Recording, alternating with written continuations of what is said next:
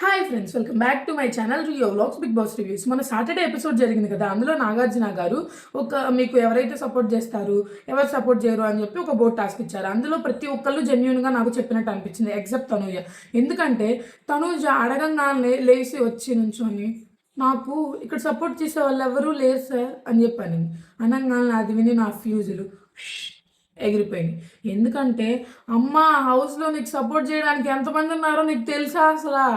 ముందు ఎవరి పేర్లైనా చెప్పకపో పవన్ కళ్యాణ్ పేరు చెప్పాలి కదమ్మా.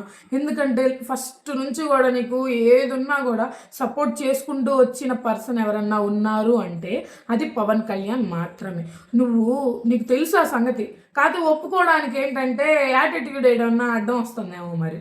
అంతేకాకుండా ఎగ్జాంపుల్ చూసుకున్నామండి, రీతు డిమాండ్ పవన్ ఇద్దరికి సపోర్ట్ చేసుకుంటారు. సంజన గారు ఇమాన్యుల్ వీళ్ళిద్దరు కూడా ఇద్దరికి సపోర్ట్ చేసుకుంటారు. భరణి అండ్ దివ్య వీళ్ళిద్దరు కూడా ఇద్దరికి సపోర్ట్ చేసుకుంటారు. కానీ వీళ్ళందరూ కలిసి ఎవరైనా ఒకరికి సపోర్ట్ చేస్తారు అంటే అది తనుజ మాత్రమే. అసలు మొన్న తను క్యాప్టెన్ అయినప్పుడు భరణి గారు వచ్చేసి తను ఎత్తుకొని తిప్పి ఎంత చేశారండి.